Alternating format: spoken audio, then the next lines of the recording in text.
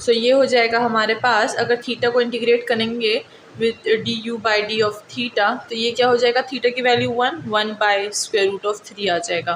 But हमारे पास कहीं भी स्क्वायर रूट की ज़रूरत नहीं है, सो हम क्या करेंगे, स्क्वायर रूट इधर आ जाएगा, this will be the square root d u, and ये हो जाएगा हमारे पास डी ऑफ थीटा, जो कि वहाँ पर चला जाएगा। सो हमारे पास डी ऑफ थीटा की जो वैल्यू है वो ये है, ठीक है। सो हम लोग इसको यहाँ पर फिर पुट कर देंगे, इसको डी ऑफ थीटा ही रहने दे फिलहाल, ठीक है। सो अब इसको पूरे u के फॉर्म में चेंज करने के लिए हमें डी ऑफ थीटा की वैल्यू यहाँ पर पुट करनी पड़ेगी। So this will be the form cot hyperbolic, और साथ में u with d of u।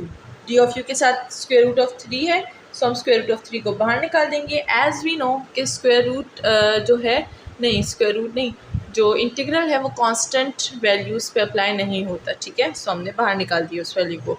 अच्छा, थीटा को हमने सेव किया हुआ है, इसको फिर बाद में जो है अगेन रिपुट करेंगे। तो इन सारी चीज़ों को अब मैं हटा देती हूँ, ठीक है। थीटा हमें ऑलरेडी पता है कि फंक्शन का क्या है। अब यहाँ पर अगर हमें एक रिज़ल्ट याद हो, हमने बोला था कि cos hyperbolic u by sine hyperbolic u जो होता है वो हमारे पास क्या होता है, वो हमारे पास कॉट के इक्वल होता है, कॉट हाइपरबॉलिक ऑफ u के इक्वल, ठीक है। सो अब हम लोग इस रिज़ल्ट को यूज़ करेंगे यहाँ पे, एंड ये हो जाएगा square root of 3 with integral cos hyperbolic u and sine hyperbolic u with d of u अपना, ठीक है। सो हमारे पास ये चीज़ आ चुकी है। नाउ हमारे पास क्या होगा, इंटीग्रल होगा इस चीज़ का, सिंपली इंटीग्रल लेंगे इसका और हमें पता चल जाएगा कि इसको कैसे सॉल्व करेंगे, ठीक है। अगर आपने पीछे वाला क्वेश्चन देखा हो, क्वेश्चन नंबर 45, उसमें हमने क्या किया था, हमने वो चीज़ यूज़ की थी कि नीचे जो है हमारे पास फंक्शन हो और ऊपर फंक्शन का अगर डेरिवेटिव मौजूद होगा तो हम लोग क्या यूज़ करेंगे, natural log of that function, original function, ठीक है। सो यहाँ पर भी अगर हम देखें तो साइन का डेरिवेटिव क्या होता है, वो होता है हमारे पास cos hyperbolic. So we will use here square root of 3, ये हो जाएगा हमारे पास नेचुरल लॉग ऑफ, क्या हो जाएगा, साइन का डेरिवेटिव कॉस होता है, तो हम यहाँ पे क्या लिखेंगे, साइन हाइपरबॉलिक ऑफ u, ठीक है। सो हमारे पास जो है वो आ चुका है हमारा function with some constant c, because हमें पता है कि जब भी इनडेफिनिट इंटीग्रल को सॉल्व किया जाता है तो हम लोग साथ में जो है कांस्टेंट लगाते हैं। अब ये वाली सारी चीज़ें ख़त्म हो गई हैं, इनको मैं हटा देती हूँ ताकि कन्फ्यूजन ज़्यादा ना रहे यहाँ पर चीज़ों में। अब हमने क्या करना है, u को अगेन यहाँ पर हमने रिप्लेस कर देना है, और उसको रिप्लेस करने से पहले अगर हम लोग यहाँ पर एक आइडेंटिटी को देख लें कि साइन हाइपरबॉलिक ऑफ u किस चीज़ के इक्वल होता है, तो अगर हम देखें वो e की पावर u माइनस e की पावर माइनस u बाई 2 के इक्वल होता है, ठीक है। सो हम लोग ये चीज़ यहाँ पर पुट कर देंगे, तो ये कैसे बन जाएगा, ये हमारे पास हो जाएगा square root of 3 natural log, ये हो जाएगा e की पावर u माइनस e की power minus u by 2 with some constant c, ठीक है। अब यहाँ पर u को रिप्लेस कर देंगे, u हमने क्या लिया था, u हमने लिया था theta by square root of 3, तो यहाँ पर पुट कर देंगे, ये हो जाएगा हमारे पास इंटीग्रल e की power theta by square root of 3 minus e की power minus theta by square root of 3 divides 2 and plus some constant c, ठीक है। अब अगर हम यहाँ पर देखें तो यहाँ पर इंटीग्रल की प्रॉपर्टी यूज़ हो रही है, वही प्रॉपर्टी जो कि हमने क्या किया था, क्वेश्चन नंबर 45 में भी लगाई थी। वो क्या थी, डिवीज़न वाली प्रॉपर्टी, कि अगर natural log a by b हमारे पास गिवन होता है तो हम क्या करते हैं, हम करते हैं natural log of a minus natural log of b, जो नीचे वाला होता है वो डिवीज़न में आ जाता है, ठीक है। तो हम क्या करेंगे, ये वाली प्रॉपर्टी यहाँ पर जो है वो अप्लाई कर देंगे, तो हमारे पास क्या हो जाएगा, let's see, this will become, यहाँ पर यू बोलेंगे by the property of natural log, ठीक है, by the property of natural log, ठीक है। सो ये हो जाएगा हमारे पास square root of 3 with natural log, square root 3 को हम लोग कॉमन लेंगे बिकॉज वो इस होल पे अप्लाई हो रहे हैं, ठीक है। सो ये हो जाएगा नेचुरल लॉग e की power theta by square root of x और दी नेगेटिव पावर, अब हो जाएगा minus natural log of 2 plus constant का c, ठीक है। अब इस इक्वेशन को हम लोग ज़रा देख लेंगे कि इधर से हम जो है वो क्या निकाल सकते हैं। अब बाकी सारी चीज़ों को मैं हटा देती हूँ। इसको वीडियो को आप पॉज करके जो है ये सारी चीज़ें फिर लिख लिया करें आराम से, ठीक है। सो अब हमारे पास जो है इसका इंटीग्रल क्या आ जाएगा, वो हो जाएगा square root of 3 and natural log with E की power theta by square root of 3 minus E की power minus theta by square root of 3 and plus constant c1।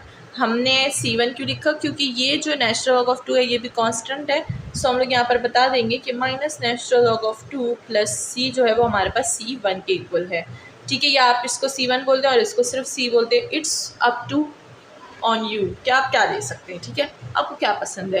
Constant में आप अपना जो है वो कर सकते हैं, आप कोई भी कांस्टेंट यहाँ पर के कांस्टेंट लगा सकते हैं, ठीक है, कुछ भी लगा सकते हैं, लेकिन वो चीज़ जो है यहाँ पर नहीं होनी चाहिए, ठीक है। ऐसा यहाँ पर थीटा और आप कांस्टेंट में भी थीटा ले लें, थीटा की कोई अपनी स्पेसिफिक वैल्यू होती है, सो डोंट यूज़ दिस, सी है।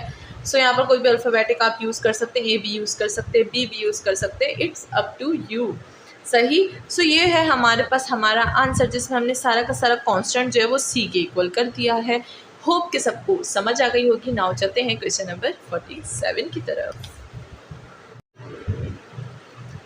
सो हम आ गए काफ़ी ज़्यादा इजी क्वेश्चन पर। अगर यहाँ पर देखें तो हमें मिला है इंटीग्रल सीकन विद x माइनस 1/2 हमारे पास एंगल है। सबसे पहले लेट कर लेंगे दिस एंगल की u इक्वल है हमारे पास x माइनस 1/2 के। अब हमें ज़ाहिर से पता डी यू भी चाहिए होगा ताकि ये पूरा का पूरा u में कन्वर्ट हो जाए। So we will use d you by D of x, ठीक है। इक्वल टू x का हमारे पास जो है डेरिवेटिव क्या होगा, 1 होगा। सो ये डी ऑफ एक्स तो चल जाएगा, सो मैं इसको डायरेक्ट लिखूँगी d u equal to d of x, ठीक है। सो हम इसको यूज़ कर लेंगे यहाँ पे। ये हो जाएगा हमारे पास सीकन हाइपरबोलिक स्क्वायर और ये हो जाएगा u with D of u। So simple and also keep it simple, ठीक है तो सिंपल, लेकिन कुछ लोग सिंपल चीज़ों को बहुत ज़्यादा जो है कॉम्प्लिकेटेड बना देते हैं। इस पर भी बात करते हैं। हमारी जो क्लास में एक लड़की थी तो वो बहुत ही सिंपल चीज़, जैसे कि अब ये वाला क्वेश्चन ही ले ले, और अगर ये मेरे बोर्ड एक दफ़ा मेरे बोर्ड पे बस ये पूरा का पूरा मैं लिख लूँ तो आ जाएगा, समझे, आधे पेज पे ना आपके रजिस्टर के, और वो इसको इतना लंबा बना देती थी कि वो इसको पूरे एक पेज का बना देती थी। तो मुझे ऐसी चीज़ें नहीं पसंद, I really don't like this. मैं उनको बोलती भी थी कि तुम लोग इतने बड़ा बड़ा क्यों लिखते हो, इससे कोई मार्क्स नहीं मिलते कि आप ज़्यादा बड़ा लिखें। आप टू द पॉइंट चीज़ लिख रहे हैं और वो चीज़ जो है आप काफ़ी क्लियर तरीके से लिख रहे हैं, बस दैट्स इट। अब आप वो 2 लफ्ज़ में लिखें या 5 लफ्ज़ में लिखें, it doesn't matter, cheese clear होनी चाहिए और उसमें जो प्रॉपर्टीज़ वगैरह यूज़ हैं वो आपने बता देनी है, बस दैट्स ऑल, ठीक है। अगर आप लिखेंगे now we will integrate, now we will put the value of this, now we will do this, we will do this, we will do this, we will do this, इससे कुछ भी नहीं होता, ठीक है। अब सिंपली लिखे कि अप्लाई इंटीग्रेशन और बोथ साइड वैल्यू पुट कर दे, let's substitute the value of this and that's all, हमारे पास हमारा जो है वो काम ख़त्म हो गया, ठीक है।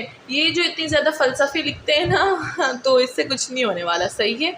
बस टू द पॉइंट चीज़ लिखा करें एंड ख़त्म किया करें पेपर को, एंड तक ना बैठा करें कि आप वेट करेंगे कि चलो मैं थोड़ा सा और भी लिख देता हूँ और भी लिख देता हूँ। ये मैथ का पेपर है, इसमें और आप नहीं लिख सकते। उर्दू का फ़लसफ़ा थोड़ी है, लिखने पे शुरू हो गया तो ख़त्म ही नहीं होता है ना।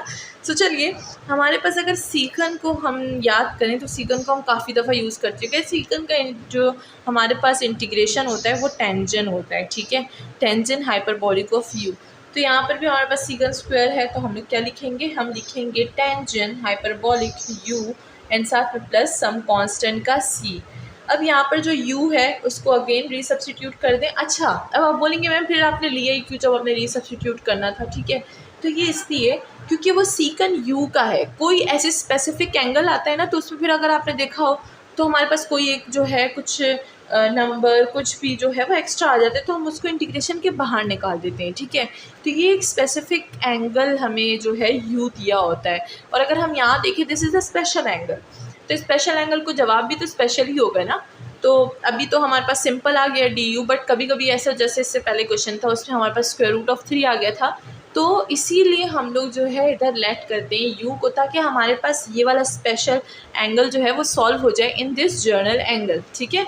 This is the special angle and this is the journal angle, ठीक है। होप कि सबको मेरी बात समझ आ रही होगी। नाउ रीसब्स्टिट्यूट करेंगे, we will get tangent hyperbolic x minus 1/2 and plus constant का c एंड दैट्स ऑल। हमारा क्वेश्चन सॉल्व हो गया। इतनी सी बात थी, ख़त्म हो गई। चलिए चलते हैं नेक्स्ट क्वेश्चन की तरफ।